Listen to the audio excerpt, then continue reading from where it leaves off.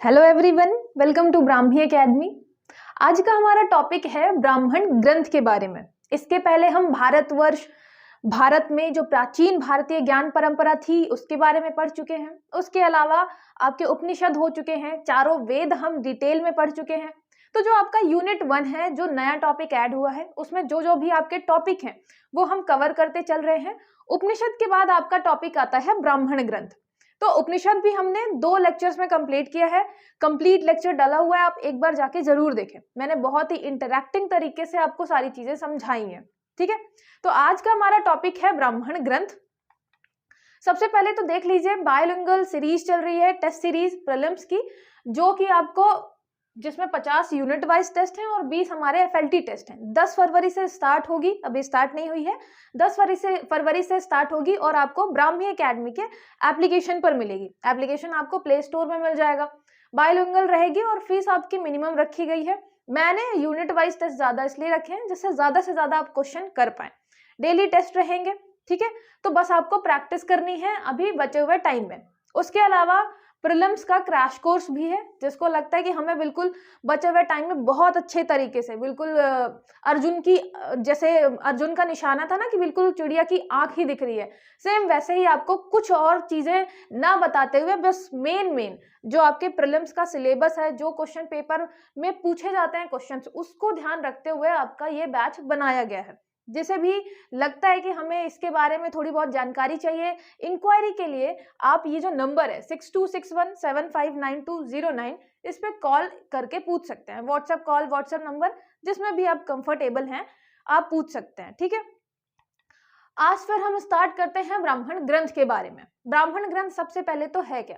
अच्छा, मैं सबसे पहले आपको ये बता दूं कि जब आप पढ़ेंगे, जो भी हम टॉपिक पढ़ रहे हैं, चाहे आपने उपनिषद पढ़ा हो चाहे वेद पढ़ा हो, अगर आपने मुझसे पढ़ा है तो आपने एक चीज तो जरूर देखी होगी कि जो अभी तक हम पढ़ते आए हैं वो कुछ भी सही नहीं था। हमारे वेदों के बारे में, हमारे उपनिषदों के बारे में टाइम जो हम पढ़ते हैं वो भी बिल्कुल सही नहीं था। मतलब जो कुछ चीजें तो आपको सही मिलेंगी, लेकिन कुछ चीजें बिल्कुल सही नहीं मिलेंगी। हमारे वेद, हमारे उपनिषद, हमारे ब्राह्मण ग्रंथ बहुत पुराने हैं। इसमें आपको जनक जी के बारे में मिलेगा, सीता माता की जो क्या थे, पिताजी जो थे। तो वो कब का बात है? हम रामायण की बात करते हैं। रामायण का अगर टाइम देखा जाए तो अप्रॉक्स 10,000 साल पहले बताते हैं। तो आप सोचेंगे कि इतने पहले से हम क्या है हमारे ग्रंथों के बारे में, अच्छा ये हमें जनक जी के बारे में मिला है तो ब्राह्मण ग्रंथ और पुराने होंगे, है ना? क्योंकि पहले आपका श्रुति और स्मृति के माध्यम से ग्रंथ जो है वो गुरु द्वारा शिष्यों तक ट्रांसफर किए जाते थे। तो बहुत ही लंबी ये जो है हमारी ग्रंथों की, हमारे साहित्य की ये जर्नी है। तो इसलिए आप थोड़ा दिमाग खोलकर ये चीज समझने की कोशिश करिएगा। ठीक है, बस हम जो चीज देख रहे हैं, जो शब्द लिखे हुए हैं, उसके अलावा जो उसका मतलब निकल रहा है उसे समझने की कोशिश करेंगे। क्योंकि हमारा टॉपिक है संकल्पना और विचार। इसकी संकल्पना क्या है, इसका विचार क्या है, ब्राह्मण ग्रंथ का कॉन्सेप्ट क्या है, उसकी आइडियाज क्या है। ठीक है, सबसे पहले मंत्रों और ऋचाओं की व्याख्या करने के लिए ब्राह्मण ग्रंथों को लिखा गया था। मतलब आपको पता है कि वैदिक ग्रंथ जो थे हमारे मतलब सीधे सीधे ब्रह्मा जी ने लिखे हैं, तो उनका जो लैंग्वेज थी, उनका जो तरीका था बहुत ही कठिन था। तो उनको थोड़ा सा आसान बनाने के लिए फिर ब्राह्मण ग्रंथ लिखे गए, जिनमें मंत्रों और ऋचाओं, जो मंत्र थे, जो ऋचाएं थी आपके वेदों में, उनकी व्याख्या की गई। ठीक है, एक्सप्लेनेशन दिया गया इन ग्रंथों में।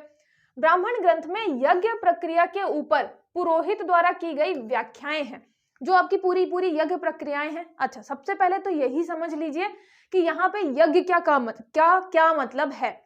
यज्ञ मतलब आपका यहाँ पे सिर्फ ऐसा नहीं है कि हम हवन कुंड बना रहे हैं और हवन कर रहे हैं, वो तो एक आपका मतलब है ही। उसके अलावा यहाँ पे यज्ञ क्या मतलब है, वैदिक अगर हम साहित्य की बात करेंगे तो यज्ञ का मतलब है आपके कर्म। जैसे आप एक शब्द पढ़ते हैं धर्म, ये मैं आपको पहले भी बता चुकी हूँ। धर्म की जब हम बात करते हैं, हम सिर्फ रिलीजन की बात नहीं करते, हम सिर्फ पूजा पाठ की बात नहीं करते। हमारे ग्रंथों में धर्म मतलब है आपका क्या, कर्तव्य। पिता का क्या धर्म है, पुत्र का क्या धर्म है। तो ये जो धर्म की जब हम बात करते हैं, मतलब हम कर्तव्य की बात करते हैं। सेम ऐसे ही जब हम यज्ञ की बात करेंगे तो हम कर्म की बात करेंगे। अलग अलग मतलब यज्ञ मतलब आपके अलग अलग कर्मों के बारे में पुरोहितों ने क्या करी है, व्याख्याएं करी हैं। ठीक है, तो याद रखिएगा यहाँ पे आपको सिर्फ यज्ञ का जो लिटरल मीनिंग है, हवन करना, कुंड वुंड बनाना, सिर्फ उतना नहीं है, उसके बियॉन्ड भी जाना है आपको। ठीक है, तो उसका मतलब आपको कर्म भी लेकर चलना है। ठीक है, फिर यज्ञ के विधि विधानों में कुशल विद्वान पुरोहितों, इसको इरेज कर दे पहले, यज्ञ के विधि विधानों में कुशल विद्वान पुरोहितों एवं यज्ञों के अवसर पर प्रयोग की जाने वाली संहिता भाग की विधियां इसमें संकलित की गई हैं। संहिता मतलब आपके वेद हो गए, 4 वेद जो है उसकी विधियां इसमें संकलित की गई हैं। कैसे आपको यज्ञ करना है, यज्ञ मतलब कर्म, कौन सा कर्म करना है, कैसे करना है, कब करना है, जो सारी डिटेलिंग है वो आपको ब्राह्मण ग्रंथ में मिलेगी। अब ऐसा मान लीजिए आज के टाइम पे अगर हम एग्जाम्पल लें तो आपका क्या हो गया, कॉन्स्टिट्यूशन, इंडियन कॉन्स्टिट्यूशन में आप देखेंगे लास्ट में अनुसूची लिखी हुई है। अनुसूची मतलब आपका शेड्यूल। हमने डिटेल में नहीं बताया शुरू में किसी भी अनुच्छेद में कि उनकी शपथ में वो क्या क्या बोलेंगे, फिर हमने लास्ट में अनुसूची ऐड की, शेड्यूल ऐड किया और हमने वहां पे बताया जो शपथ लेंगे उसमें क्या क्या बोलेंगे। सेम ऐसे ही अगर हम बात करें किसकी, जो वेतन वगैरह है, वेतन भत्ते जो हैं, सैलरीज अलाउंसेस जो हैं राष्ट्रपति के, गवर्नर के, वो भी हमने डिटेल में आर्टिकल में नहीं बताया कि वहीं पे हर चीज लिख दें, है ना, हमने लास्ट में एक साथ सारी चीजें बता दी। सेम ऐसे ही आपका कि वेद में आपकी मेन चीजें हैं, मेन मुद्दे की बात की गई है, उसका एक्सप्लेनेशन कि मतलब यहाँ पे विधियां क्या क्या शामिल होंगी। अगर मैं यज्ञ की बात करूं तो यज्ञ में मतलब हम कब आचमन करेंगे, कब स्वाहा बोलेंगे, सारी चीजें आप ऐसे इमेजिन कर सकते हैं, है ना, कि सारी चीजें जो विधियां हैं वो लिखी गई हैं आपके ब्राह्मण ग्रंथों में। ठीक है, और यहाँ पे फिर आप जो ये कुशल विद्वान पुरोहित है ना, मतलब हम जब यज्ञ की बात करते हैं तो जब हम लिटरल मीनिंग यज्ञ मतलब हवन वाला ही जब उसकी बात करते हैं तो आपके जो पुरोहित हैं जो कि कुशल हैं, विद्वान हैं, वैदिक ग्रंथों का जिन मतलब नॉलेज है, वैदिक मंत्रों का, वैदिक ग्रंथों का, उनसे ही हम यज्ञ करवाते थे, इसलिए यहाँ पे ये वर्ड यूज हुआ है। ठीक है, कुशल और विद्वान पुरोहित। फिर यह ग्रंथ प्रायः गद्यात्मक होते थे। ठीक है, तो प्रोज में लिखे जाते थे ये ग्रंथ जो थे। जो यहाँ पे ब्रह्म शब्द है, आपने कभी सोचा कि ब्राह्मण ही नाम क्यों रखा हमने ब्राह्मण ग्रंथों का, वेद ब्राह्मण मतलब नाम कुछ और क्यों नहीं रखा। तो यहाँ पे ब्रह्म जो शब्द है, ब्राह्मण, याद रखिएगा ब्रह्म शब्द जो है वो ब्राह्मण से लिया गया है। ब्राह्मण, ब्राह्मण शब्द का मतलब है वेद, और वेद मतलब जिसे ब्रह्मा जी ने लिखा है, खुद ब्रह्मा मतलब हमारे सबसे जो परम पूज्य अपने पिता हैं उन्होंने लिखा हुआ है ना, ब्रह्मा जी ने, तो वेद हो गया। इसीलिए ये जो शब्द है ना, हमने ब्राह्मण ग्रंथ हमने यहां से उठाया है। ठीक है, तो आपको समझ में आया कि हमने ब्राह्मणी शब्द क्यों लिया, क्योंकि उसका अर्थ है वेद, तो वेदों से संबद्ध है आपका ब्राह्मण जो शब्द है, इसलिए हमने ब्राह्मण ग्रंथ बोला, क्योंकि इसी का वेदों का ही एक्सप्लेनेशन आपको ब्राह्मण ग्रंथ में मिलेगा।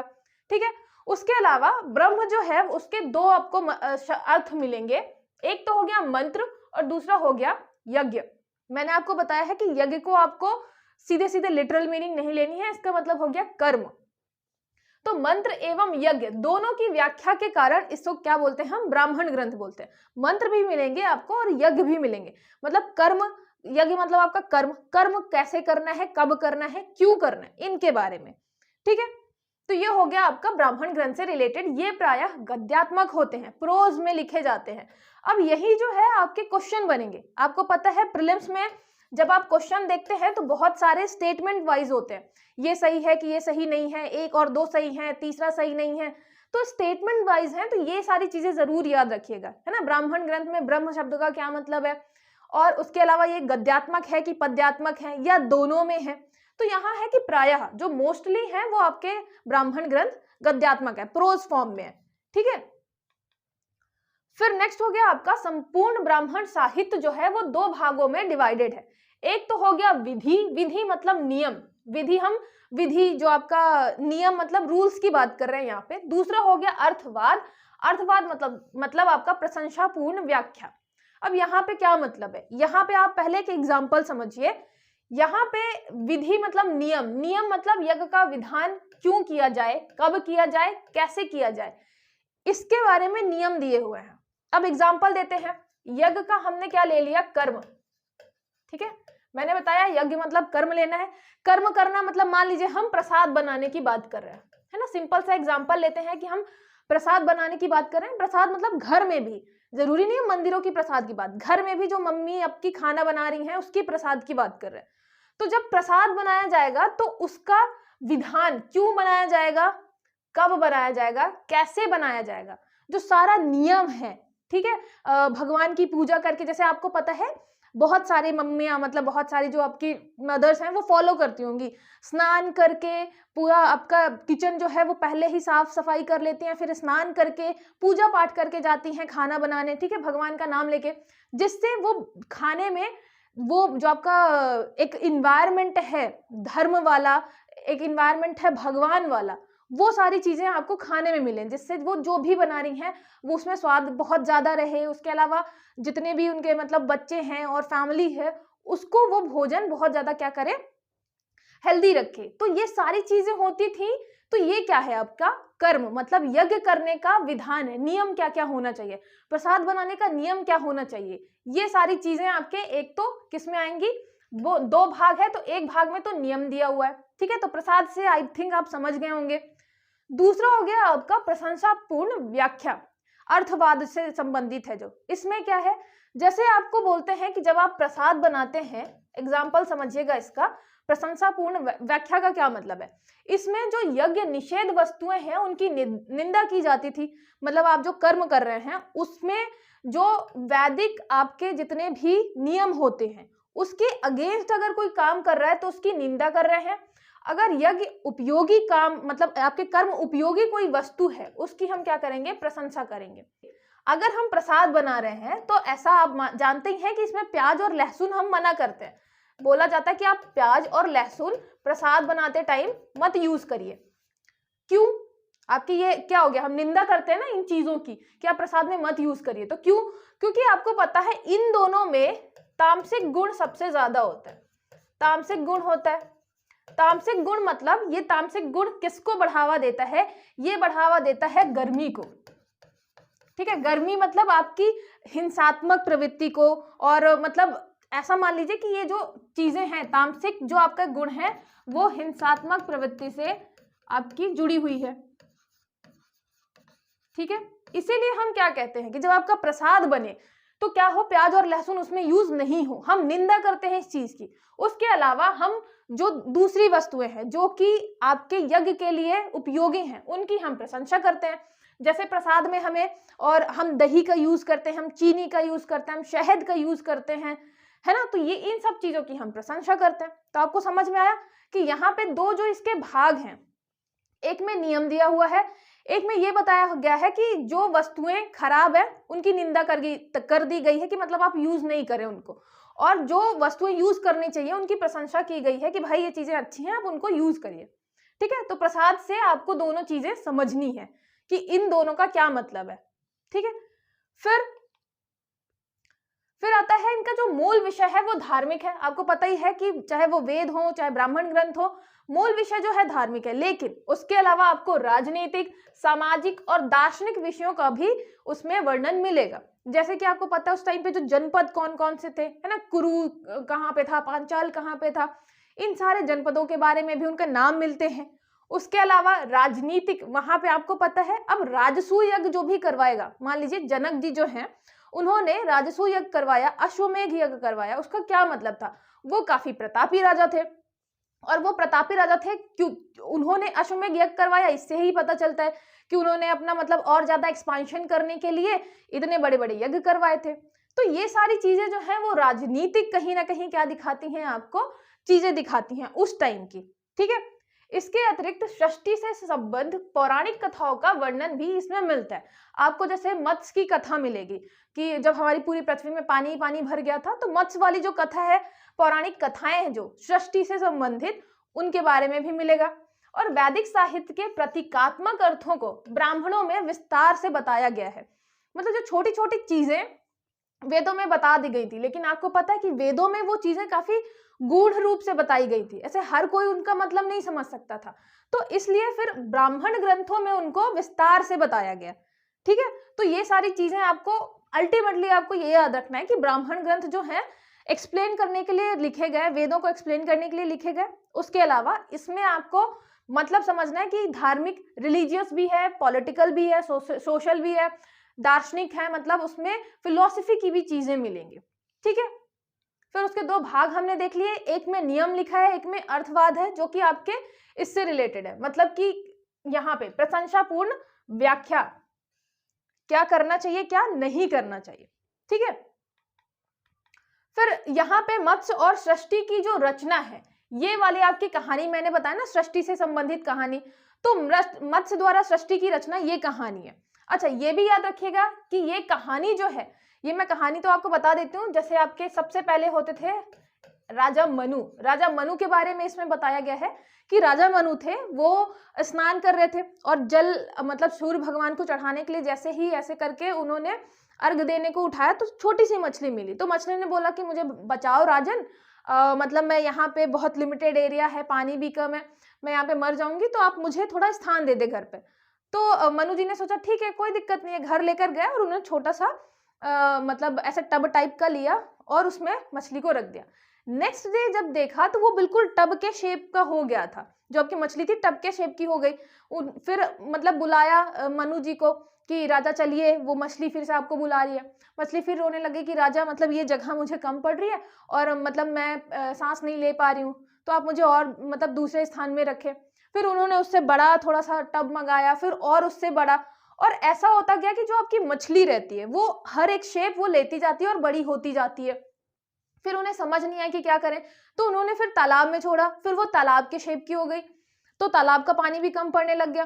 फिर मनु जी समझ गए कि मतलब यहाँ पे कुछ ना कुछ गड़बड़ है, तो उन्होंने पूछा कि आप ही बताइए क्या करना है। तो उन्होंने बोला कि ऐसा करो, आप मुझे समुद्र में छोड़ दो।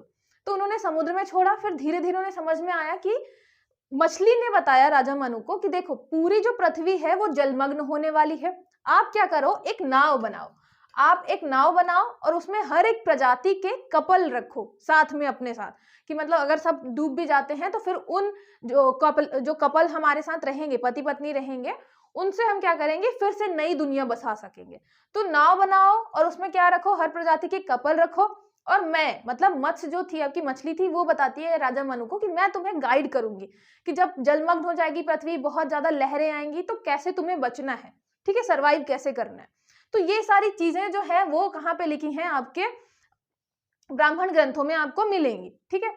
ये कहानी जो है सीधे सीधे नोआह आर्क है, क्रिश्चियनिटी से रिलेटेड है। यही सेम कहानी, सीधी बात है, नाम अलग अलग है वहां पे। यही है कि एक नाव बनाते हैं, पूरी पृथ्वी जलमग्न हो जाती है। और आप देखेंगे चाहे आप क्रिश्चियनिटी की बात करें, मतलब हम ईसाई की बात करें, ईसाई धर्म की बात करें, चाहे हम कुरान की बात करें, मुस्लिम धर्म की बात करें, सब में आपको ये कहानी मिलेगी। मतलब हमारे जो ब्राह्मण ग्रंथ थे, जो अंग्रेज हमें बता रहे थे कि ये मतलब बारबरिक हैं, इनको कुछ नहीं पता, बहुत ग्रामीण हैं, तो वो जो उनके जो बड़े बड़े धर्म हैं उनमें जो कहानियां हैं वो कहाँ से ली गई हैं, हमारे ब्राह्मण ग्रंथों से। मतलब वो बहुत पहले हमारे ब्राह्मण ग्रंथों में ऐसी कहानियां मिलती हैं, और ये एक छोटी सी सिंपल सी कहानी है।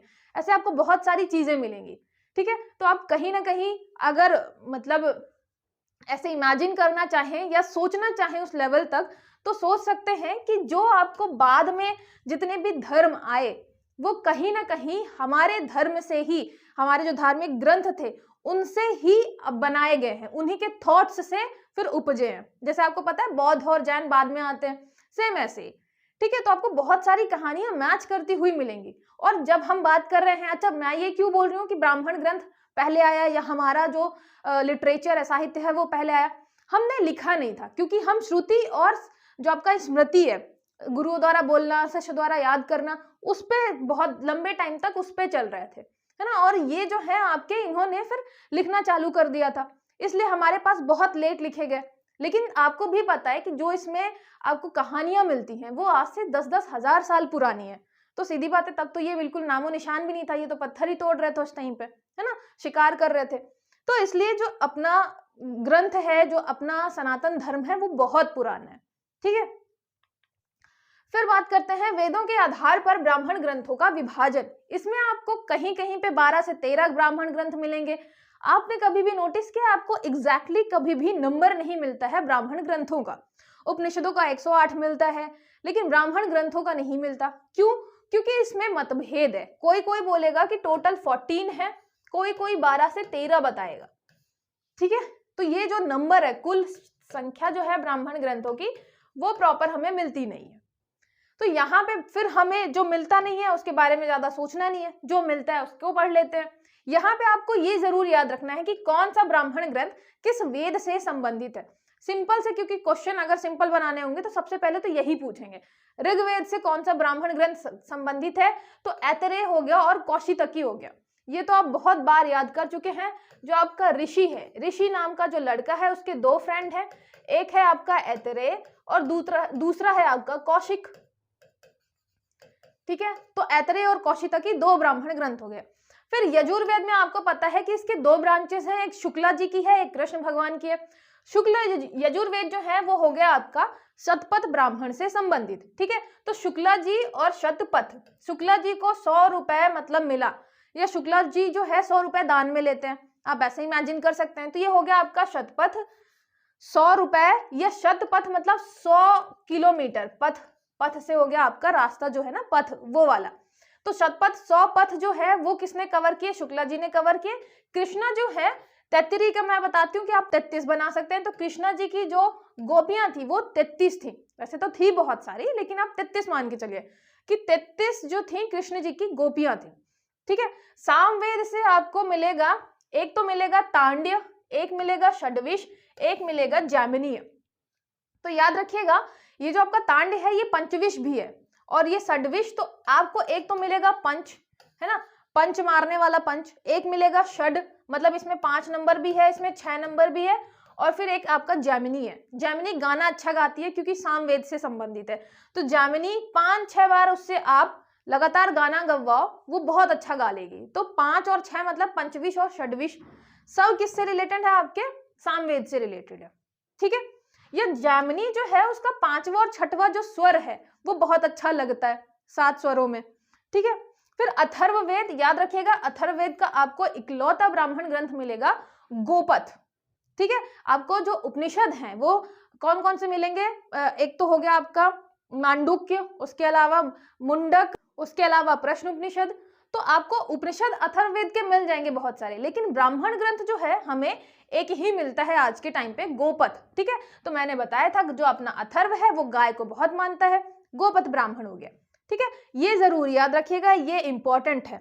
सामवेद मतलब आपके 7 स्वर होते हैं, तो 5, 6 और 7 ये तीनों शब्द हैं आपके पास, है ना। तो ये हो गया पंचविश, षड्विश और 7 स्वर किसमें होंगे, सामवेद में। सब 7 स्वर अच्छे किसके लग रहे हैं, तो आपके जैमिनी के अच्छे स्वर लग रहे हैं, तो जैमिनी से संबंधित करना है गाने को। फिर आपके शुक्ला जी जो हैं, शुक्ला जी ने 100 पथ कवर किए थे, तो 100 पथ मतलब शतपथ ब्राह्मण। फिर कृष्ण जी की 33 गोपियां थी, तो 33 हो गया। ऋग्वेद, ऋषि के 2 अच्छे फ्रेंड थे ऐतरेय और कौशिक, तो ऐतरेय और कौशितकी हो गया ऋग्वेद से संबंधित। फिर बात करते हैं पहले ऐतरेय ब्राह्मण की। ऐतरेय ब्राह्मण के रचयिता है महिदास ऐतरेय। अब यहाँ पे ऐतरेय जो है आपको पता है महिदास नाम था, ऐतरेय उनकी माता का नाम था, माता का नाम था इतरा। ठीक है, तो जब जन्म होता है इनका, बहुत लंबे टाइम तक जन्म नहीं होता, फिर इनकी माता और पिता बहुत पूजा करते हैं, फिर आपके महिदास जी का जन्म होता है। लेकिन ये पहले तो कुछ बोलते ही नहीं है, 5-6 साल तक कुछ नहीं बोलते, सिर्फ वासुदेव वासुदेव बोलते हैं। फिर उसके बाद थोड़ा और बड़े होते हैं, 8 साल के होते हैं, ये होता है कि अब जब मतलब विद्या ग्रहण करेंगे तो भी विद्या ग्रहण करने में इंटरेस्ट नहीं होता, आपका वासुदेव वासुदेव कर रहे होते हैं। फिर उसके बाद क्या होता है कि मतलब अब इनको पता चल जाता है इनके पिता को कि अब ये तो कुछ करेगा नहीं, दूसरी वो शादी करते हैं, उनके जो बच्चे होते हैं दूसरे पत्नी से वो बहुत सारी विद्याएं अर्जित कर लेते हैं। तो इनकी माता जो है इतरा बहुत परेशान होती हैं कि मतलब मेरा बेटा जो है वो कुछ कर नहीं पा रहा अच्छे से, वासुदेव वासुदेव बस कर रहा है। तो फिर इनको बुरा लगता है महिदास जी को, फिर ये विष्णु भगवान की पूजा करते हैं, और वहां पे मतलब इनको फिर विष्णु भगवान प्रकट होते हैं, फिर इनको देते हैं सारे आपके जो वेदों का ज्ञान, सबका ज्ञान देते हैं। ठीक है, तो यहाँ पे फिर ये आता है कि जब ऐतरेय को हर वेद का ज्ञान मिल जाता है, तो यहाँ पे अपनी माता इतरा के नाम पे फिर ये ऐतरेय ब्राह्मण बोला जाता है। ठीक है, और फिर इनको क्या होता है कि विष्णु जी जो बोलते हैं कि जाओ एक राजा है वहां पे यज्ञ चल रहा है, आप जाओ वहां पे यज्ञ करवाओ। तो ये जाते हैं, वहां पे 40 नवीन अध्याय जो है वैदिक ग्रंथों के वो पढ़ते हैं, तो वही 40 अध्याय बाद में ऐतरेय ब्राह्मण कहलाते हैं। ठीक है, वो नवीन अध्याय इन्होंने पढ़े होते हैं, और जब ये बताते हैं कि इन्होंने विष्णु जी की पूजा की, और आपको मैं बता ही रही हूँ बार बार कि यहाँ पे हम विष्णु जी की बात कर रहे हैं, है ना, विष्णु जी की बात कर रहे हैं, वासुदेव नाम जपते थे आपके ऐतरेय। तो इसके कारण क्या हुआ, इस टाइम पे विष्णु जी की जो महत्ता है वो बढ़ रही थी काफी ज्यादा। और जब इन्होंने 40 नए अध्याय भी लिख दिए, नया ब्राह्मण भी आ गया, ऐतरेय ब्राह्मण, तो और सोसाइटी में आपके विष्णु भगवान की क्या हुई, प्रसिद्धि बढ़ गई। ठीक है, तो यहाँ पे आपको विष्णु भगवान के बारे में मिलेगा कि इस समय वैदिक समाज में विष्णु का महत्व निरंतर बढ़ता जा रहा था।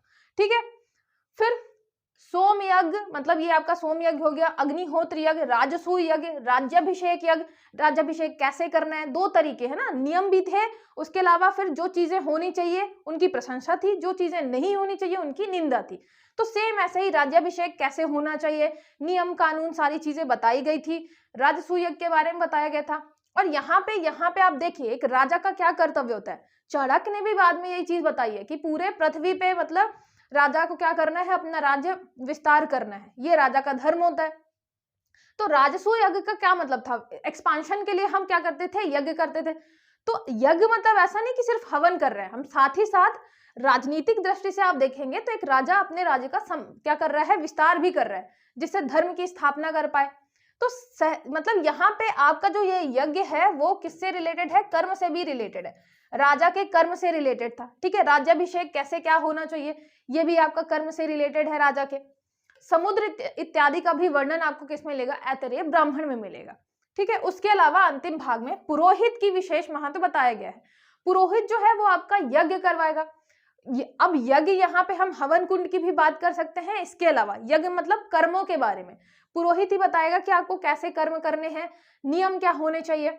मान लो आपको जैसे गीता में संतानोत्पत्ति के बारे में काफी डिटेल में लिखा हुआ है, तो वो भी कहाँ से, ब्राह्मण ग्रंथों से ही लिया गया था। जैसे कि आपके ऐसा बोला जाता है कि जब आप ब्रह्मचर्य में होते हैं और गृहस्थ आश्रम में होते हैं, तो ब्रह्मचर्य आश्रम और गृहस्थ आश्रम में आपको ब्राह्मण पढ़ने चाहिए, और जब आप वानप्रस्थ और संन्यास में होते हैं तो फिर आपको उपनिषद वगैरह पढ़ने चाहिए। वो इसलिए भी होता है कि ब्राह्मण ग्रंथ और आपके ब्राह्मण ग्रंथों में संतानोत्पत्ति वगैरह के बारे में भी लिखा गया है कि वो कर्म जो है, संतानोत्पत्ति भी आपका एक टाइप का यज्ञ माना गया है, यज्ञ मतलब कर्म। तो वो जो संतानोत्पत्ति वाला जो कर्म है उसके नियम क्या होने चाहिए, कैसे करना चाहिए, कब करना चाहिए, किस चीज की निंदा की गई है, किस चीज में उसमें प्रसन्न मतलब उसकी प्रशंसा की गई है, कि मतलब अगर कोई पति है तो प्रशंसा इस चीज में की गई है कि अपनी पत्नी के प्रति उसका प्रेम अच्छे से रहे, निंदा इस चीज की गई है कि पराई पत्नी को मतलब ऐसे बुरी नजरों से ना देखे।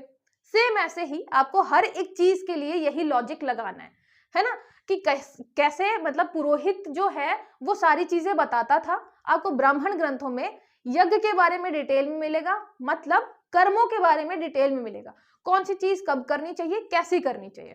ठीक है, और आप ये भी समझिए कि हमारी जब सोसाइटी थी, अब सोसाइटी मतलब शुरू में लोगों को समझ में नहीं आता रहा होगा, फिर धीरे धीरे वो डेवलप हुए। तो हमने क्या किया था, वर्ण व्यवस्था जो थी वो इसलिए बनाई थी जिससे समाज को संतुलित रूप से आगे बढ़ाया जा सके। आज के टाइम पे हम जितना भी हिस्ट्री पढ़ते हैं उससे क्या दिमाग में आता है कि मतलब शोषण हुआ है, शूद्र का, वैश्य का, ब्राह्मण जो थे वो बहुत ज्यादा पावर ले ली और बहुत शोषण किया। हम भूल जाते हैं बेसिक चीजें कि वैदिक टाइम पे ये चीजें बनाई क्यों गई थी, समाज में संतुलित तरीके से मतलब चलाने के लिए। अब आप सोचिए कोई समाज में इस चीज के लिए हेड बनाया गया था कि वो शिक्षा देगा, ब्राह्मण मतलब फ्री में शिक्षाएं देते थे आपके शिष्यों को, अलग अलग, चाहे वो क्षत्रिय हो, चाहे वैश्य हो, चाहे शूद्र हो, कि क्या करना है, सबको शिक्षा देनी है, समाज में सबको शिक्षित रखना है जिससे कोई भी बहुत पीछे नहीं जाए। अब समय के साथ चीजें बिगड़ती गई, आपका जो एक सिस्टम था वो खराब होता गया, वो अलग बात है, लेकिन शुरू में जो उसका मेन एम था कि समाज में, सोसाइटी में शिक्षित सबको मतलब शिक्षा देनी है कंपलसरी रूप से। ऐसा नहीं कि मतलब कुछ लोग शिक्षा ले रहे हैं, कुछ लोग इंटरेस्ट नहीं रख रहे। आज के टाइम पे भी आप देखेंगे शिक्षा को हम इतना क्यों महत्व देते हैं, जाना कुछ लोगों को बिजनेस में होता है, कुछ लोगों को अदर फील्ड में जाना होता है, लेकिन फिर भी हम कहते हैं को बेसिक जो शिक्षा है 12th तक कॉलेज करिए, उसके बाद सारी चीजें करिए, क्योंकि आपको पता है बेसिक नॉलेज, बेसिक दिमाग जो है तभी डेवलप होगा जब आप बेसिक शिक्षाएं ले लेंगे। सेम ऐसे ही ब्राह्मण जो थे बहुत ही इंपॉर्टेंट थे, सोसाइटी में उनका रोल बहुत इंपॉर्टेंट था कि वो हर एक वर्ग को क्या कर रहे थे, शिक्षा दे रहे थे। ठीक है, तो यहीं पे है कि पुरोहित की महत्ता बताई गई है ऐतरेय ब्राह्मण में। ठीक है।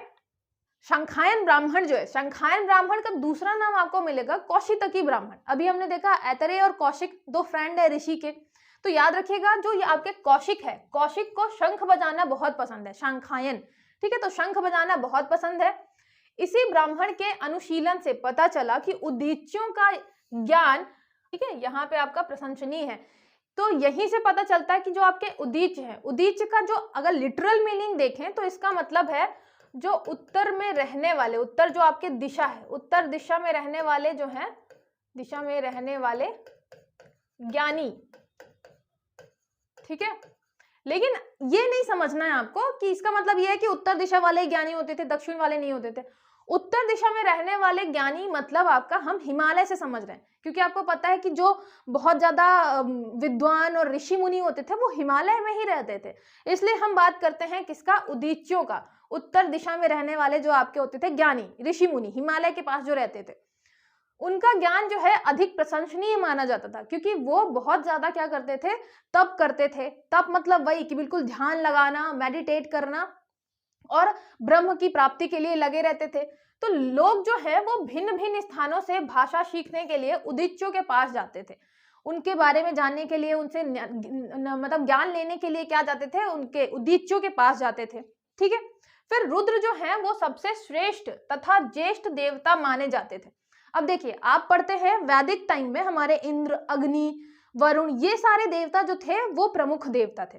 उसके बाद क्या हुआ, समय के साथ साथ ब्राह्मण ग्रंथों में आपको रुद्र मिलेंगे। अभी मैंने आपको बताया है किसके बारे में, विष्णु जी के बारे में।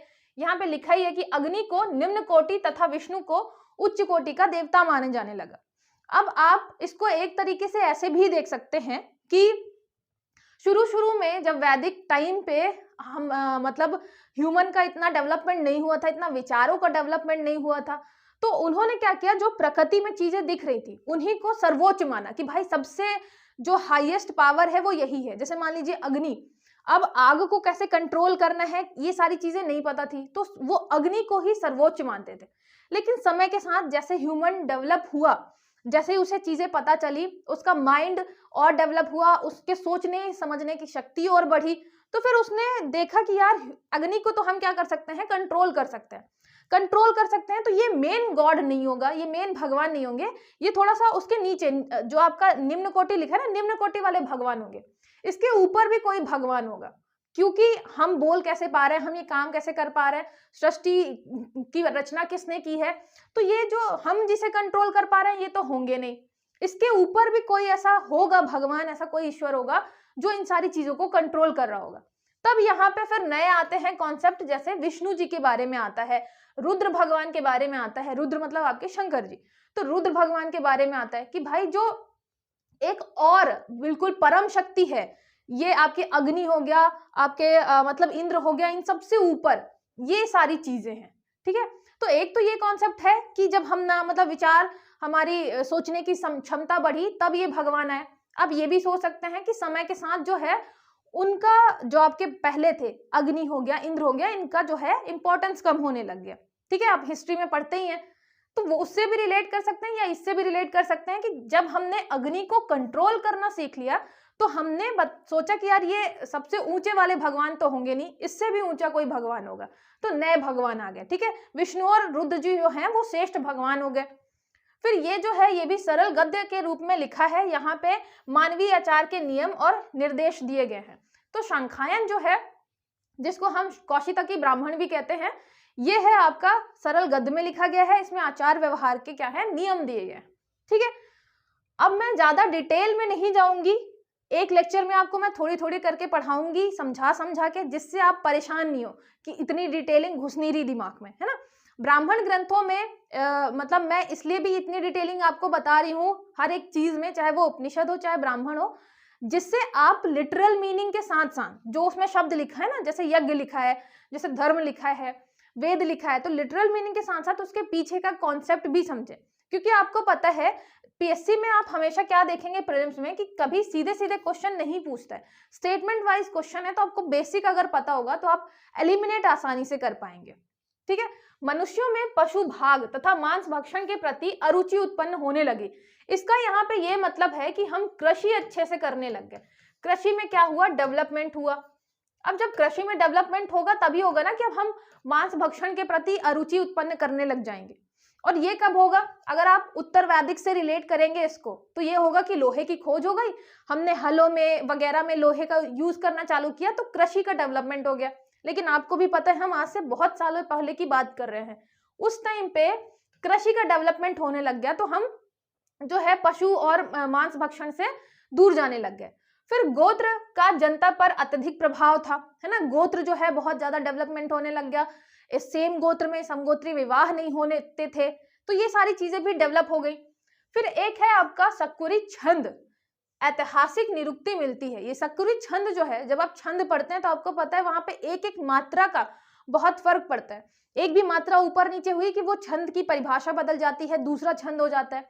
तो आप यहाँ पे देखेंगे कि ये क्या दिखा रहा है, ये दिखा रहा है व्याकरण, कि हमारी व्याकरण कितनी अच्छी थी। और शकरवी छंद जो है ये छंद में सबसे कठिन छंद माना जाता है।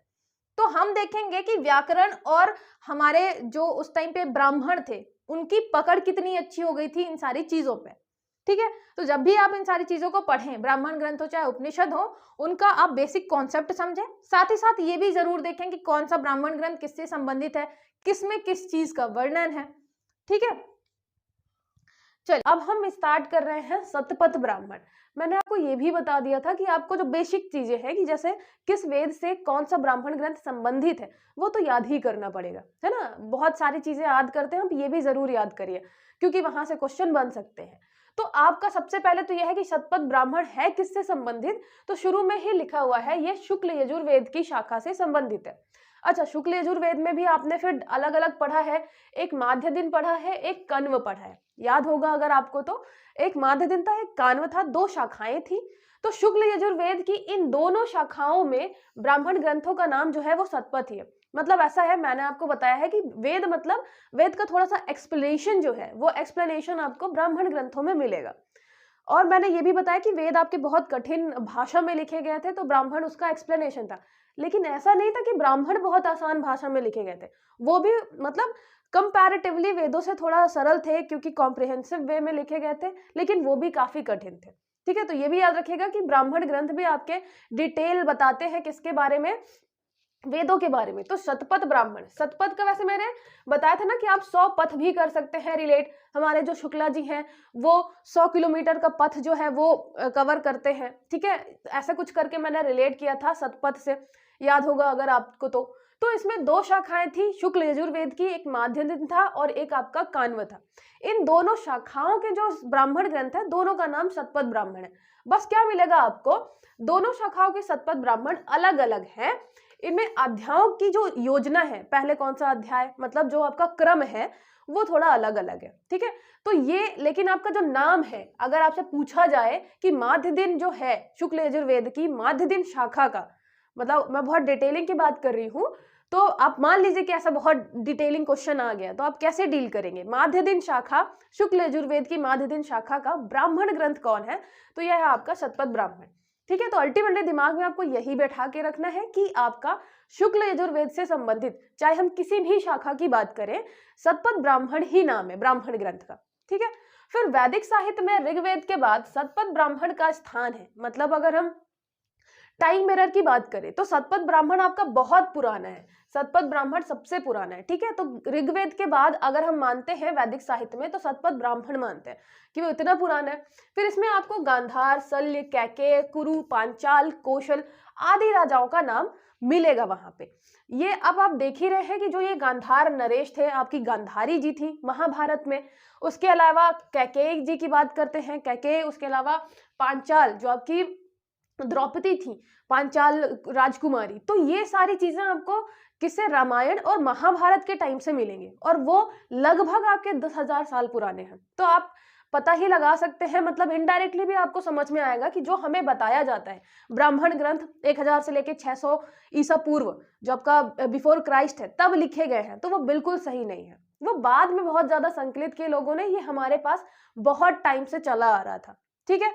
फिर यहाँ पे इन राजाओं के बारे में मिलता है। और ये याद रखिएगा जो आपका ये गांधार है ये है अफगानिस्तान में, अफगानिस्तान में। और गांधार नरेश जो है, मतलब आपकी गांधारी जो थी वो कहाँ थी, हमारे कौरवों के यहाँ।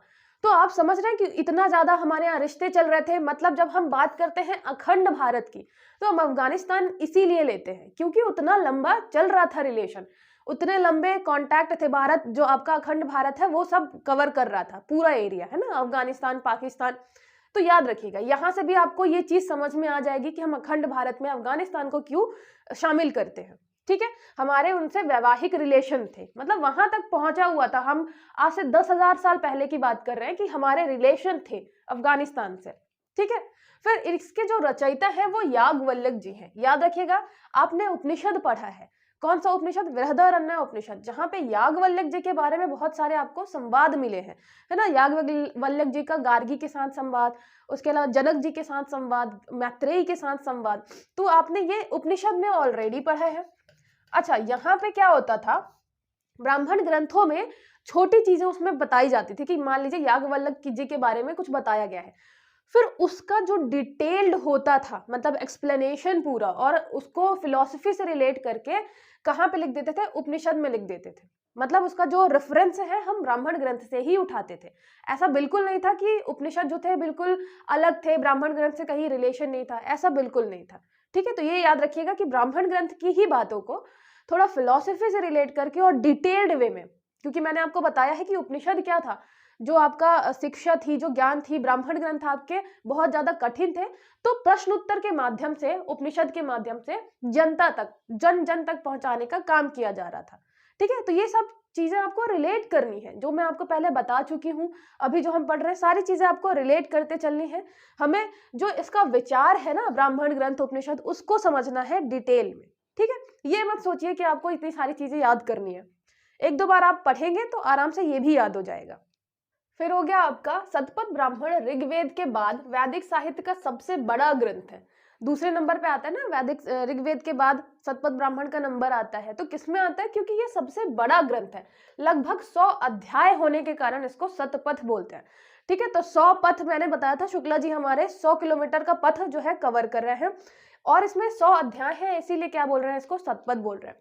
इसमें प्राचीन सम्राट जैसे कि जनक जी हो गए, सीता जी के पिताजी हो गए, है ना, दुष्यंत, आपको शकुंतला और दुष्यंत की कहानी मिलेगी कालिदास जी के टाइम पे, जो उनकी कथा है प्रेम की, विरह की, तो सारी चीजें आपको यहीं पे मिलती है। ये वही वाले दुष्यंत है जिन पे बुक लिखी गई है, कालिदास जी ने जिन पे बुक लिखी है अभिज्ञान शाकुंतलम, ये वही वाले दुष्यंत हैं जिनके पुत्र का नाम भरत होता है। और हमने स्टार्टिंग में देखा था कि शायद उन भरत के नाम पे भी अपने भारत का नाम भारतवर्ष हो सकता है। ठीक है, तो ये भी याद रखिएगा। इनके द्वारा अश्वमेघ यज्ञ संपूर्ण करने का संदर्भ मिलता है। अब देखिए, अश्वमेघ यज्ञ मैं जितनी बार बताती हूँ आपको ये समझना जरूरी है कि अश्वमेघ यज्ञ मतलब घोड़ा हमने छोड़ा और जितना एरिया कवर किया उसने, वो मान लेता था कि वो पूरा एरिया उसने अधीनता स्वीकार कर दी उस राजा की जिसका वो घोड़ा था, है ना। आपने शायद रामायण वगैरह में देखा होगा या किसी और में। तो अश्वमेध यज्ञ का मतलब होता था वही प्रतापी राजा ही कर सकता था ये चीजें, नहीं तो सामने वाला बोलेगा कि भाई हम अधीनता आपकी स्वीकार करते नहीं, चलिए लड़ाई करिए।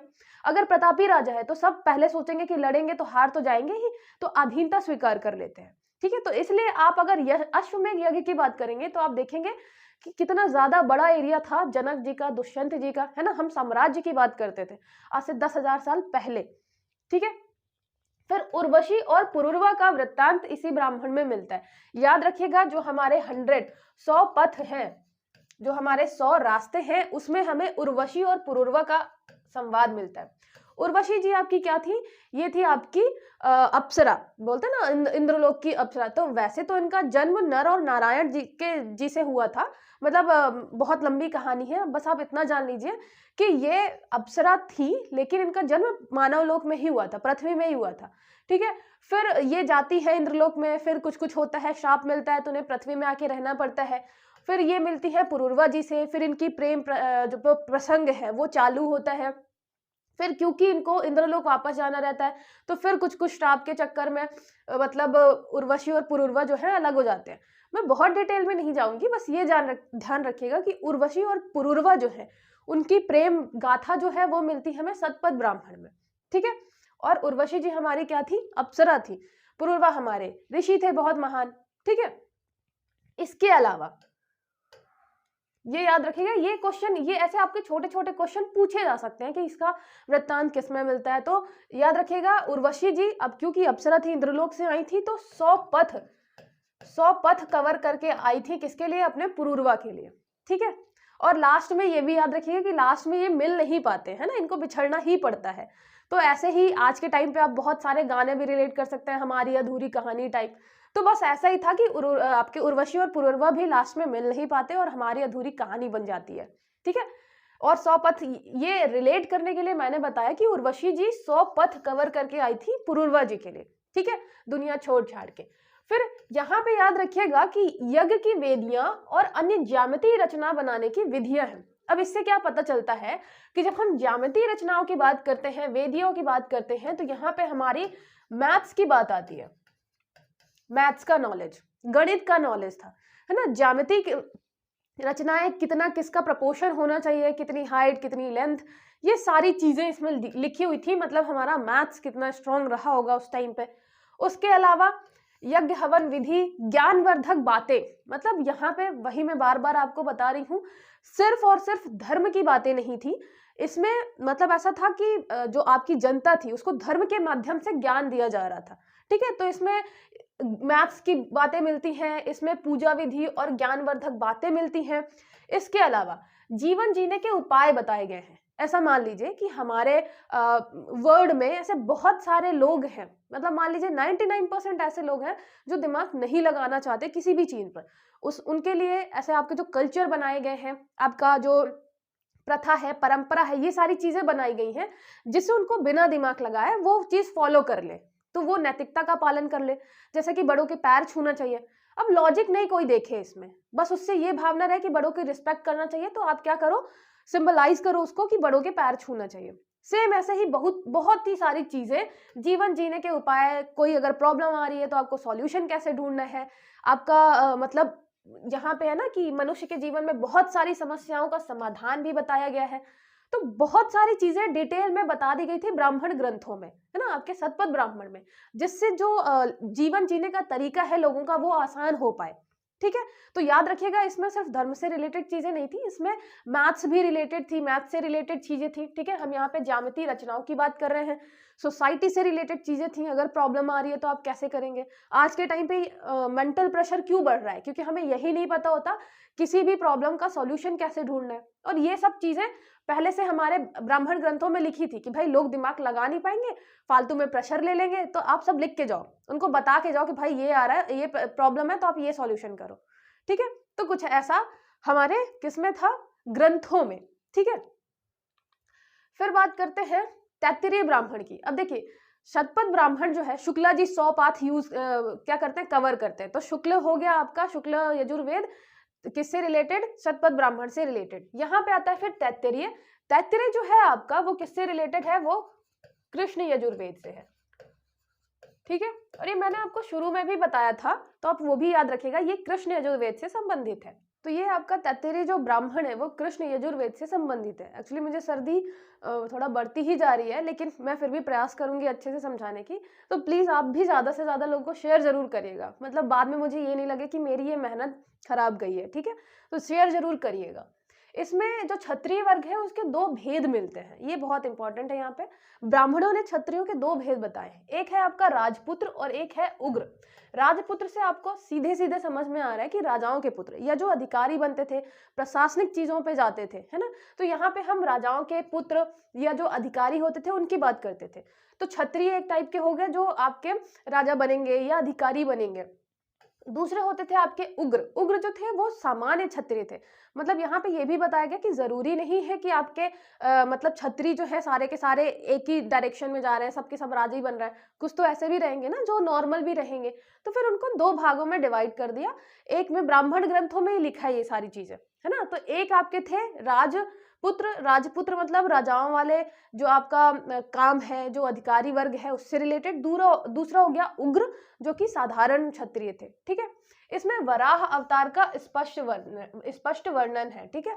वराह अवतार आपको पता है विष्णु पुराण में ज्यादा अच्छे से मिलेगा। ये कौन सा था आपके, ये 3rd नंबर वाला इनकारनेशन था, है ना। 3rd नंबर वाला अवतार था विष्णु जी का। और इसकी कहानी क्या है कि वही एक आपका असुर रहता है, वो पृथ्वी को भेज देता है, मतलब कहाँ छोड़ आता है, समुद्र में, पाताल लोक में। फिर आपके वराह अवतार में जाते हैं विष्णु जी और फिर वापस वापस निकालते हैं। तो ये कहानी आपको क्या रखनी है, बस याद रखनी है कि तैत्तरीय, तैत्तरीय मतलब आपका 33 से रिलेटेड है आपका वराह अवतार, ठीक है।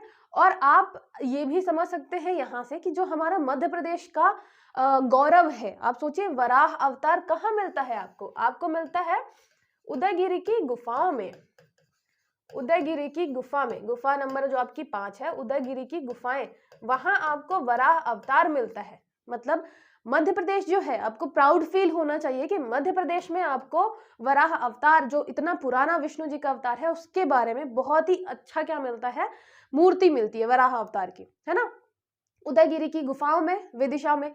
तो ये चीज आपको याद रखनी है। उसके अलावा मैंने आपको जब बोधिसत्व पढ़ाया तो मैंने अशोक के बारे में बताया कि अशोक जो है वो थेरवाद को फॉलो करते थे, इसलिए आप देखेंगे कि उन्होंने बुद्ध की मूर्ति नहीं बनवाई थी, वो चिन्ह पे फोकस ज्यादा करते थे। जैसे स्तूप बनवाए हैं उन्होंने उन्होंने मतलब, और जो उससे रिलेटेड चीजें हैं, पूजा पाठ वगैरह जो है वो किससे करते थे, बुद्ध जी की चिन्हों से करते थे, है ना।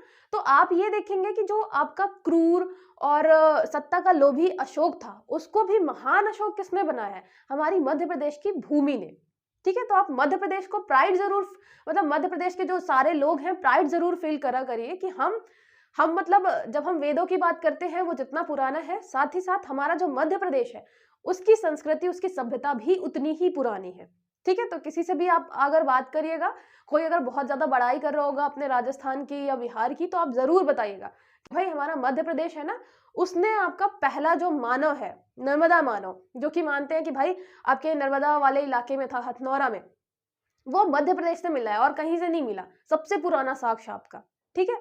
तो आप भी थोड़ा सा अपने मध्य प्रदेश का बखान कर लिया करिए और प्राउड फील किया करिए। वराह अवतार आपको मिल गया, उदयगिरी की गुफा, ठीक है। ये कौन सा है, 3rd नंबर का अवतार है। इसके बारे में कहाँ पे मिलता है, तो तैत्तरीय ब्राह्मण में मिलता है। 33 बार जो है वराह अवतार का वर्णन है, ठीक है। तो वराह अवतार 33 बार। फिर यहाँ पे ज्योतिष शास्त्र के अनेक, यहाँ पे ज्योतिष शास्त्र की अनेक बातें लिखी गई हैं। अब देखिए ज्योतिष शास्त्र मतलब हम यहाँ पे एस्ट्रोलॉजी के लिए भी बहुत ज्यादा फेमस थे। यहाँ एस्ट्रोलॉजी हमारे यहाँ आपको पता ही है कि जो आपका जब हम नक्षत्र वगैरह के बारे में पढ़ते हैं या हम पंचांग पढ़ते हैं तो कितना ज्यादा एक्यूरेट रहता है। नासा को अभी जब तक उसने मतलब बहुत सारे टेलीस्कोप वगैरह नहीं बना लिए थे, उसको नहीं पता चलता था एग्जैक्ट टाइमिंग, सूर्य ग्रहण कब लगेगा, चंद्र ग्रहण कब लगेगा। हमने आज से पता नहीं कितने साल पहले अपना पंचांग लिखना चालू किया था, जो एग्जैक्ट टाइम बताता है सूर्य ग्रहण कब होगा, चंद्र ग्रहण कब होगा, और हमने बहुत डिटेल में चीजें बता रखी हैं। जब आपकी ये वेस्टर्न वाले जो हमें बारबरिक बोलते हैं, हमें ग्रामीण बोलते हैं, जब इन्हें ये लग रहा था कि भाई आपकी पृथ्वी जो है सूर्य उसका चक्कर लगा रहा है पृथ्वी का, हमने बहुत पहले ही बता दिया था। चंद्रमा कितने दिन, मतलब अमावस्या कब होगी, पूर्णिमा कब होगी, सूर्य ग्रहण कब होगा, चंद्र ग्रहण कब होगा, मतलब हम बहुत आगे थे इनसे, ठीक है। तो आप ये सब चीज सीखिए कि इन चीजों से आपको जो चीजें पढ़ाई जा रही हैं उससे आपको आपके कल्चर के बारे में, आपकी संस्कृति के बारे में बताने की कोशिश की जा रही है, ठीक है। यहाँ पे आपको महर्षि भरद्वाज से संबंधित महत्वपूर्ण आख्यान का वर्णन है। तो इसमें आपको क्या याद रखना है कि आपके जो भरद्वाज जी है, अभी हमने देखा वराह अवतार 33 बार आता है, भरद्वाज जी ने भी 33 बार जो है वो क्या की है, अपनी बातों को रखा है। तो 33 रिलेट करना है आपको, तो तैत्तरीय ब्राह्मण भरद्वाज जी से रिलेट हो जाएगा। रिलेट जरूर करना है क्योंकि आप जब लॉन्ग टर्म में बहुत सारी चीजें पढ़ेंगे तो आपको याद ही नहीं रहेगा कि भरद्वाज जी कहाँ पे आए थे, आपके वराह अवतार की बात कहाँ पे हुई थी। तो वराह अवतार 33 बार, भारद्वाज की बातें 33 बार आई थी, ठीक है। आपके जो शुक्ला जी थे वो 100 पथ कवर किया था तो सतपथ हो गया। उर्वशी जी 100 किलोमीटर या 100 पथ कवर करके आई थी, तो सतपथ ब्राह्मण में उर्वशी और पुरुरवा की कहानी हो गई, ठीक है। फिर ये इसके अनुसार मनुष्य का मन ही सर्वोच्च प्रजापति है। अब यहाँ पे प्रजापति का मतलब है गाइड करता है, जो आपका मन है वो सर्वोच्च प्रजापति है, मतलब सर्वोच्च क्या है, गाइड करने वाला आपका मन ही है। और आपको ऐसी कहानियां भी मिलेंगी, यहाँ पे तो नहीं है, आपको कहानियां ऐसी मिलती हैं कि जब जो आपकी इंद्रियों के बीच जब वो हो जाता है, झगड़ा हो जाता है कि आंख ज्यादा इंपॉर्टेंट है, कि वाणी ज्यादा इंपॉर्टेंट है, कि कान ज्यादा इंपॉर्टेंट है, वहां पे भी ये निकल के आता है लास्ट में कि भाई सबसे इंपॉर्टेंट है आपका मन। मन ही कंट्रोल करता है सारी चीजें। मन जो है, जैसे आज के टाइम पे भी आप समझ सकते हैं कि आप बोलते हैं जैसे आपका मन है, अगर आप पॉजिटिव सोचेंगे तो पॉजिटिव होगा, निगेटिव सोचेंगे निगेटिव होगा। तो आपको पॉजिटिव ही सोचना है, अपने मन को मतलब क्या करना है, कंट्रोल करना है। सारी चीजें हम क्या करते हैं, मन से रिलेट करते हैं ना। ये तो नहीं बोलते कि मतलब आपका जो आंखें हैं बहुत ज्यादा इंपॉर्टेंट है। तो ये सारे कॉन्सेप्ट कहाँ से आए, आपके तैत्तिरीय ब्राह्मण में 33 बार बताया गया आपको कि भाई आपका जो मन है वो सर्वोच्च गाइड करता है आपको। ठीक है, तो मन की बात आप सुने और मन को कंट्रोल करें कि वो ज्यादा भटके नहीं, वो चंचल भी है क्योंकि ये सभी क्रियाएं उसी से संपन्न होती है। मतलब जो आपका मन है सभी क्रियाएं उसी से संपन्न होती हैं। आप चाहें तो आप जग जीत सकते हैं, आप चाहें तो आप कुछ भी नहीं कर सकते। आपके मन पे डिपेंड करता है आप कितना मोटिवेट रखते हैं खुद को। तो इसलिए पढ़ाई करते टाइम भी हमारे ब्राह्मण ग्रंथ भी कह गए हैं कि अपने मन पे आपको क्या करना है, काबू करना है, मोटिवेट रहना है। तो बस उसी पे काम करना है। तो तैत्तिरीय ब्राह्मण से रिलेटेड हो गया आपका क्षत्रिय। एक तो 2 भागों में डिवाइडेड है, 2 भेद बताए गए हैं, राजपुत्र उग्र। तो तैत्तिरीय ब्राह्मण है मतलब आपका जो 33 है, 33 को रिलेट करना है क्षत्रिय के 2 भाग से। ठीक है, उसके बाद आपको रिलेट करना है वराह अवतार से, वराह अवतार से। फिर उसको बाद रिलेट करना है आपको यहाँ पे भरद्वाज जी से, कि भरद्वाज जी के बारे में भी है। ठीक है, भरद्वाज जी के बारे में, और उसके अलावा कि आपका जो मन है वो कितना इंपॉर्टेंट है। ठीक है, चलिए नेक्स्ट देखिए। फिर हो गया तांड्य ब्राह्मण। तांड्य ब्राह्मण लिखा किसने है, तांड्य ऋषि ने लिखा है। और मैंने आपको पिछली लेक्चर में बताया था ये किससे रिलेटेड है, किस आपके वेद से रिलेटेड है। तो तांड्य जो है ये आपका हो गया सामवेद से रिलेटेड। ठीक है, सामवेद से रिलेटेड है। इसकी विशालता के कारण इसे महाब्राह्मण भी कहते हैं। इसमें 25 अध्याय है, इसके कारण इसको पंचविश भी कहा जाता है। अब याद रखिएगा जो आपको पंचविश और षड्विश मिलेगा, मैंने बताया था ना 5, 6, 7, तो सामवेद का रिलेट करना है कि 7 स्वर हैं तो 5 भी हैं, 6 भी हैं, 7 भी हैं। तो पंचविश, षड्विश और आपके सामवेद। तो यहाँ पे जो आपका 25 है इसके कारण पंचविश कहते हैं। वैसे इसका नाम जो है वो है तांड्य ब्राह्मण। ठीक है, तो याद रखिएगा जब हम किसी को पंच मारेंगे तो वो क्या करने लग जाएगा, तांडव करने लग जाएगा, है ना। मतलब हम अगर किसी को पंच मारते हैं तो क्या करेगा, वो तांडव करने लग जाएगा ना कि भाई अब मेरी बारी। ठीक है, तो तांडव जो है, जो आपका तांड है, रिलेट करना है पंचविश से। तो आप फिर याद ही कर लेंगे कि 5, 6, 7 हमने पढ़े थे सामवेद से संबंधित। फिर सरस्वती नदी के विलुप्त होने और पुनः प्रकट होने का उल्लेख मिलता है। अब सोचिए, ये हमें पता है कि आज के कितने साल पहले सरस्वती नदी जो है वो थी, फिर विलुप्त हो गई, और यहाँ पे पुनः प्रकट होने का भी प्रमाण मिल रहा है। कितने पुराने होंगे आपके ब्राह्मण ग्रंथ, समझ पा रहे हैं ना आप। जो हम अभी की बात करते हैं कि 1000 से 600 ईसा पूर्व या उसके बाद है ये, तब आपको सरस्वती नदी के मतलब विलुप्त और वापस आने के प्रमाण मिलते ही नहीं है ना। तो ये सारी चीजें आपकी बहुत पुरानी है, बस वो कहने की बात है। स्पेशली आपके जो वेस्टर्न हिस्टोरियंस हैं उन्होंने बहुत सारा डिमीन करने के लिए हमारे कल्चर को ऐसे दिखाया है। फिर नेक्स्ट देखिए। अच्छा, तांड में ज्यादा कुछ है नहीं, बस आपको क्या याद रखना है, इसका नाम, एक तो ये तांड का तांड ऋषि ने लिखा है, ये तो आपको याद रहेगा। ये बस याद रखिएगा कि आप पंच मारेंगे तो तांडव होगा। ठीक है, तो पंचविश को रिलेट करना है, 25 अध्याय है, इसको रिलेट करना है किससे, तांड्य ब्राह्मण से। ठीक है, बड़ा है इसलिए महाब्राह्मण भी कहते हैं। सरस्वती नदी के बारे में मिलता है। ठीक है, तो पंच मारा हमने, तो सरस्वती ने पंच मारा एक्चुअली, तो तांडव होने लग गया। आप ऐसे रिलेट कर सकते हैं। फिर नेक्स्ट आता है आपका षड्विश। षड्विश भी आपका किससे रिलेटेड है, सामवेद से। वो भी सामवेद की कौथुमीय शाखा। मैंने आपको जब सामवेद पढ़ाया 3 शाखाएं भी पढ़ाई हैं, एक कौथुमीय था, एक राणा जी याद है, राणा जी पढ़ाए थे मैंने, राणायणीय, और एक जामिनी पढ़ाया था। तो राणा जी जो है, तो ये कौथुमी वाला जो है इससे संबंधित है आपका षड्विश। जो आपका कौथुमी है वो रिलेटेड है 6 से।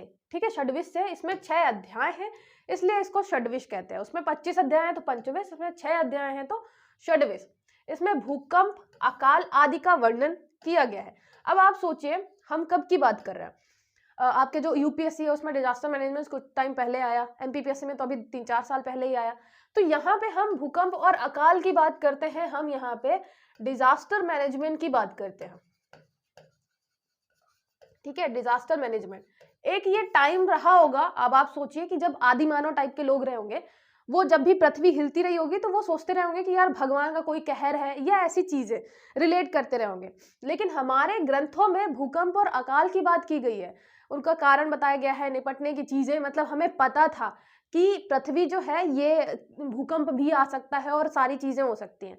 तो सोचिए हम डिजास्टर मैनेजमेंट की बात करते थे, है ना। तो याद रखिएगा षड्विश मतलब हमें कम से कम 6 बार सोचना चाहिए डिजास्टर मैनेजमेंट के बारे में, या 6 साल से हमें क्या करना चाहिए, 6 साल पहले से प्रिपेयर रखना चाहिए डिजास्टर मैनेजमेंट की सारी चीजें, कि अगर कोई डिजास्टर आता है तो हम उसको अच्छे से कंट्रोल कर पाए। ठीक है, अल्टीमेटली आपको 6 से रिलेट करना है, तो ये हो जाएगा आपका षड्विश। 6 को रिलेट करना है भूकंप से, तो आप डिजास्टर मैनेजमेंट वैसे भी रिलेट कर देंगे। ठीक है, ये 6 बार भूकंप आया था ब्राह्मणों के टाइम पे, तो हो गया षड्विश से रिलेटेड, और ये हो गया आपका भूकंप। ठीक है, अब सोचिए हम एस्ट्रोलॉजी की बात कर रहे हैं, है ना, ज्योतिषी की बात कर रहे हैं, हम ज्यामिति की बात कर रहे हैं, मैथ्स की बात कर रहे हैं, उसके अलावा हम डिजास्टर मैनेजमेंट की बात कर रहे हैं। तो ये छोटा सा टॉपिक नहीं है, ये आपको समझना पड़ेगा, और आप परेशान होने की जगह प्राउड फील करना चालू करेंगे ना इन चीजों पे, तो आपको बहुत अच्छा लगेगा। ठीक है, फिर सामवेद के अन्य ग्रंथ जो है, उसमें से अन्य ब्राह्मण ग्रंथ में एक वंश ब्राह्मण ग्रंथ है, जिसमें ऋषियों की वंशावली है। ठीक है, ऋषियों की अलग अलग वंशावली दी है। अब देखिए यहाँ पे फिर हम अलग अलग ऋषि हैं, फिर ऋषियों, उन्हीं ऋषियों से फिर गोत्र आते हैं, है ना। तो गोत्र जैसे भारद्वाज ऋषि का एक गोत्र हो गया, वशिष्ठ ऋषि का एक गोत्र हो गया। फिर यहीं से बोला गया कि आपको क्या करना है, समगोत्री विवाह नहीं करना है, समगोत्रीय विवाह नहीं करना है। ये सारी चीजें जो आपका सर्वाइवल ऑफ द फिटेस्ट 1800 में जाके डार्विन ने बताया था, कि जो मतलब आपको अगर सर्वाइव करना है तो आपको अच्छे अच्छे जीन्स आगे बढ़ाने पड़ेंगे। और ये सारी चीजें हम 10,000 साल पहले ही समझ गए थे कि हमें समगोत्रीय विवाह नहीं करना है, जेनेटिक डिसऑर्डर हो सकता है। समझ रहे हैं आप कब की बात है, मतलब हम कहाँ थे, और जो कि ये हिस्टोरियंस है उन्होंने हमें कहाँ लाके खड़ा कर दिया, हमारी सोच को। तो आपको फिर से वही चीजें समझनी पड़ेंगी। समगोत्रीय विवाह मतलब आप भरद्वाज वाले जो है गोत्र वाले, वो वशिष्ठ वाले ये गोत्र से कर सकते हैं, सेम गोत्र में नहीं करेंगे। ये सारी चीजें हम बहुत पहले से फॉलो कर रहे हैं।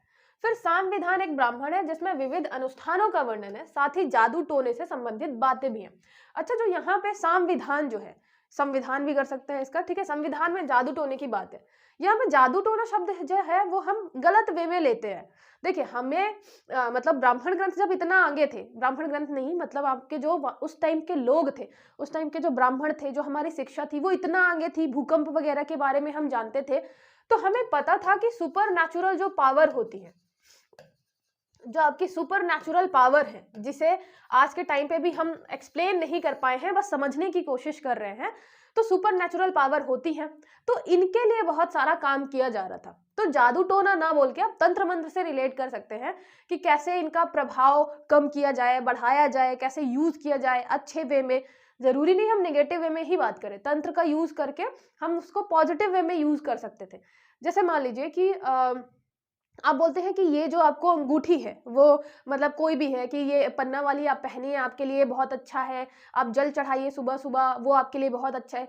तो वो हम क्या कर रहे हैं, वो हम तंत्र मंत्र ही तो कर रहे हैं ना, लेकिन हम पॉजिटिव वे में कर रहे हैं, इसलिए हम उसको अच्छा समझ रहे हैं। यही कोई अगर काली विद्या यूज करेगा या बुरे कामों के लिए यूज करेगा तो फिर हम उसको गलत वर्ड के लिए यूज करने लग जाएंगे, है ना, गलत शब्दों में। जादू टोना हम निगेटिव वे में ही यूज करते हैं। तो ऐसा ही समझिएगा कि जो सुपर नेचुरल पावर थी उनके बारे में चीजें लिखी हुई हैं, किसमें, आपके संविधान या संविधान ब्राह्मण में। ठीक है, संविधान में सुपर नेचुरल पावर, उनसे रिलेटेड बातें हैं। और आप देखेंगे आपका जो वज्रयान है, बौद्ध धर्म की जो आपकी शाखा थी वज्रयान, इसमें इन सब चीजों को काफी प्रमोट किया गया। और आपको जो तिब्बत वाला इलाका है वहां पे आप इसको देखेंगे, बहुत मतलब बहुत बड़े लेवल पे अभी भी फॉलो किया जाता है वज्रयान शाखा जो है बौद्ध धर्म की। ठीक है, ये फोकस ही करती है तंत्र मंत्र पे और सुपरनैचुरल पावर्स पे। अच्छा, रिलेट करने के लिए आप डॉक्टर स्ट्रेंज जो आपकी मार्वल वाली सीरीज है, वो है ना कि जब उनको बहुत ज्यादा हाथ काम नहीं करते तो उसी नेपाल वाले इलाके में जाते हैं ना, उसी वाले इलाके में जाते हैं। तो वहां पे याद रखिएगा हम किसकी बात कर रहे हैं, वज्रयान शाखा की। वज्रयान शाखा में ये सारी आपकी तंत्र मंत्र वाली विद्याएं होती है। ठीक है, आई कहां से है, तो आई है हमारे ब्राह्मण ग्रंथों से। तो ब्राह्मण ग्रंथों में सारी चीजें आपको मिलेंगी। ठीक है, नेक्स्ट देखिए जैमिनीय ब्राह्मण। जैमिनीय ब्राह्मण ये भी आपका सामवेद से ही संबंधित है। जैमिनी जो है इंद्रियों से संबंधित यहाँ पे ज्ञान है। इंद्रियां मतलब आपकी कान, आंख, नाक, इनसे संबंधित है। और इसके अलावा यहाँ पे प्रसिद्ध सुक्ति भी है जिसका तात्पर्य है ऊंचा मत बोलो, दीवारों के भी कान होते हैं। अब देखिए यहाँ पे हम क्या कर रहे हैं, इंद्रियों की इंपॉर्टेंस बता रहे हैं। वैसे तो इसका ये मतलब है कि आप पराई जगह पे या जहाँ पे अनजान लोग हैं वहां पे ऐसी बातें ना करें, लेकिन आप यहाँ पे यूज हमने कान किया है क्योंकि जैमिनी जो है वो इंद्रियों पे ज्यादा फोकस करता है, उसके महत्व के बारे में और सारी चीजें। ठीक है, तो ये याद रखिएगा, जैमिनी ब्राह्मण रिलेटेड है किससे, आपके ये सूक्ति वगैरह हो गई, इंद्रियों से रिलेटेड है। ठीक है, ये याद रखिएगा। अच्छा, आपने ऐसी ही चीजें, जैसे कि आप ऊंचा मत बोलो दीवारों के कान होते हैं, ऐसे ही आपने सुना है कि हम जो 3 बुराइयां हैं उसमें से नारी को भी इंक्लूड करते हैं, है ना। तो ये सारी चीजें जो हैं, जैसे नारी को हम मतलब हमने क्या किया, प्रेडिक्ट किया कि वो इस वे में लिखा गया था। तो आपका जो 3 बुराइयां हैं, 3 बुराइयों में से आपका जो नारी है, तो हम वहां पे नारी मतलब पत्नी की बात नहीं करते, हम नारी मतलब पराई नारी की बात करते हैं कि अगर आप पराई नारी के ऊपर ध्यान देते हो तो वो बहुत बुरी चीजों में आता है, जैसे कि आपका जुआ है, शराब है। ऐसे ही पराई नारी के ऊपर ध्यान देना बहुत ही गलत माना गया हमारे संस्कारों में। तो आप देखेंगे कि जैसे एक लाइन है तैत्तिरीय ब्राह्मण की है, वो यत्र नार्यस्ति पूज्यन्ते तत्र रमन्ते देवता। तो आप जान रहे हैं यहाँ पे, ये आपको याद रखिएगा 33 में मिलेगा, है ना। 33 में हम 33 बार क्या कर रहे हैं, यत्र नार्यस्ति, यहाँ पे थोड़ा अगर ऊपर नीचे हो तो समझ लीजिएगा, पूज्यन्ते रमन्ते तत्र देवता।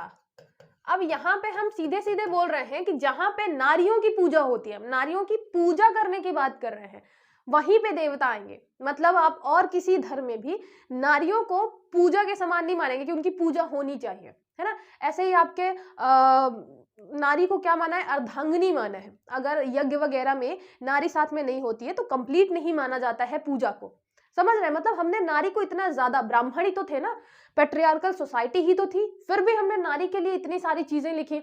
हमने नारी को बताया कि आप नारी की पूजा करिए, तब आपके यहाँ देवता आएंगे। और हम देवताओं को कितना महत्व दे रहे हैं आपको ये पता ही है। तो ये सारी चीजें जो हमारे सोसाइटी के लिए बताई जाती है कि नारियों को बहुत ज्यादा डीमीन किया गया, और वो सारी चीजें वो बहुत बाद की चीजें हैं। और आपको पता है हर एक सोसाइटी में मतलब समय के साथ थोड़ा जो आपका कल्चर है वो इरोड होता है ना। तो ऐसे ही बाद में बहुत सारी चीजें हुई, लेकिन हम जब शुरुआत की बात करेंगे तो एक पैट्रियार्कल सोसाइटी में ही, पितृसत्तात्मक समाज में ही नारी को पूजने की बात की गई है ना। नारी को अर्धांगिनी बनाया गया है, मतलब उसके बिना कुछ कार्य संपन्न होंगे ही नहीं। तो ये भी आप अपने दिमाग में रखिएगा, जो हम पढ़ते हैं कि लेटर वैदिक में, उत्तर वैदिक में नारियों की स्थिति बहुत खराब हो गई थी। तो ये बहुत बाद की चीजें हैं, ये जरूर आप रिलेट कर सकते हैं, 800-600 ईसा पूर्व की बात कर सकते हैं। लेकिन हमारे जो ब्राह्मण ग्रंथ है, आपको पता है वो 10,000 साल से चले आ रहे हैं। तो इतने लंबे टाइम तक सोसाइटी को सस्टेन करने के लिए हमने समझा नारी का महत्व। हमने बोला कि नारी की पूजा करो आप, और किसी भी धर्म में बिल्कुल भोग की वस्तु से कंपेयर किया जाता है नारी को, हमने देवताओं से कंपेयर किया, हमने पूजा करने की बात करी है। ठीक है, तो ये भी याद रखिएगा कि हमारे कल्चर में बिल्कुल नहीं बोला जाता कि मतलब नारियों को डिमीन करने की बात की गई है। और ये तैत्तिरीय ब्राह्मण में ना 33 बार नारियों की पूजा करनी है। फिर आता है आपका जैमिनी। जैमिनी मैंने बता दिया कि यहाँ पे इंद्रियों की बात की गई है, इसलिए दीवारों के भी कान होते हैं। जो हमने कान रेफरेंस लिया है वो इंद्रियों का ही लिया है। ठीक है, फिर आता है आपका गोपथ ब्राह्मण। गोपथ ब्राह्मण याद रखिएगा, मैंने आपको बताया था अथर्ववेद जो है उसका एक ही ब्राह्मण ग्रंथ है, वो है गोपथ ब्राह्मण। लेकिन याद रखिएगा गोपथ ब्राह्मण भी 2 भागों में डिवाइडेड है। एक तो है आपका पूर्व गोपथ, एक है आपका उत्तर गोपथ। ठीक है, तो एक है पूर्व गोपथ, मतलब अगर इधर बताएं तो ये हो गया आपका पूर्व, और एक है आपका उत्तर। ठीक है, तो उत्तर गोपथ है और पूर्व गोपथ है, इसमें 2 गोपथ है। और अथर्ववेद से संबंधित है, सिर्फ एक ही ब्राह्मण ग्रंथ है अथर्ववेद का। इसमें प्रत्येक व्यक्ति को अन्य वेदों के पूर्व अथर्ववेद का अध्ययन करना अत्यंत आवश्यक माना गया है। तो यहाँ पे अथर्ववेद की क्या बताई गई है, महत्ता बताई गई है कि आप अथर्ववेद को पहले पढ़िए, फिर अन्य वेद को पढ़िए, तभी आप समझ पाएंगे और उसका मतलब निकलेगा। ठीक है, 2 भाग बताए गए, पूर्व और उत्तर। यज्ञों के विधान के अतिरिक्त आपके ओंकार तथा गायत्री की महिमा का वर्णन है। जैसे आपको पता है कि हम कोई भी मंत्र उच्चारण करते हैं उसके पहले ओम लगाते हैं, है ना। भगवान का नाम लेंगे, स्वाहा बोलेंगे, कुछ भी करेंगे तो सबसे पहले ओम लगाएंगे। तो जो ओम का महत्व है वो बताया गया है गोपथ में। ठीक है, ओम मतलब ओम उतनी ही इंपॉर्टेंट है जितनी आपकी गाय इंपॉर्टेंट है। तो गोपथ से आप रिलेट कर सकते हैं ओम को, गाय ओम। ठीक है, ओमकार और गायत्री मंत्र। जैसे गायत्री मंत्र को भी इतना ज्यादा पवित्र माना गया और ये सारी चीजें बताई गई कि भाई आप मतलब ऐसे कहीं भी इसको यूज नहीं कर सकते, है ना। बहुत इंपॉर्टेंट चीज है, बहुत बड़ी चीज है। आप देखेंगे कि जो बड़े बड़े जब विधान होते थे, संस्कार होते थे, तो गायत्री मंत्र का जाप किया जाता था। तो बहुत ही इंपॉर्टेंट है हमारे कल्चर में, ठीक है। कैवल्य, ये जो आपका कैवल्य की अवधारणा है, ये क्या है? तो कैवल्य मतलब आपका होता है, केवल है आपका एकाकी। एकाकी मतलब एकांत। आप जाइए एकांत में, ठीक है, आप एकांत में जाइए और अपने बारे में आप खुद को समझने की कोशिश करिए और अकेले रहने की आदत डालिए। क्योंकि मनुष्य क्या है, नश्वर है। जैसे आया, एक दिन आया था फिर एक दिन चला जाएगा। तो ये चीजें जो हैं कैवल्य से रिलेटेड, एकांत में रहने से रिलेटेड, ये लिखी गई हैं गोपद ब्राह्मण में। मतलब गाय को बोला गया है कि आप एकांत में रहना चालू करिए। ये मैं रिलेट करने के लिए कह रही हूँ कि गाय आपकी एकांत में रहेगी। आज के टाइम पे भी आप देखेंगे कि आपको ये बताया जाता है, अगर आप एकांत में रहना, अकेले रहना सीख गए तो आधी चीजें आपकी सॉल्व हो गई। क्योंकि आप किसी से एक्सपेक्ट नहीं करेंगे कि यार ये ऐसा नहीं कर रहा, वैसा नहीं कर रहा, यहाँ नहीं जा रहा, वहां नहीं जा रहा, है ना। आप एकांत मतलब खुद के साथ टाइम स्पेंड करना चालू करेंगे, खुद की जो कंपनी है वो एंजॉय करना चालू करेंगे, तो बहुत सारी चीजें हो जाएंगी सॉल्व। तो आप देख रहे हैं यहाँ पे ये सारी चीजें जो हैं, जो आज के टाइम पे अलग अलग मोटिवेशनल स्पीकर बोल रहे हैं, अलग अलग दर्शन दे रहे हैं लोग, फिलॉसफी बता रहे हैं, वो सारी चीजें कहाँ पे लिखी हुई हैं? हमारे ब्राह्मण ग्रंथों में, हमारे उपनिषदों में लिखी हुई हैं, ठीक है।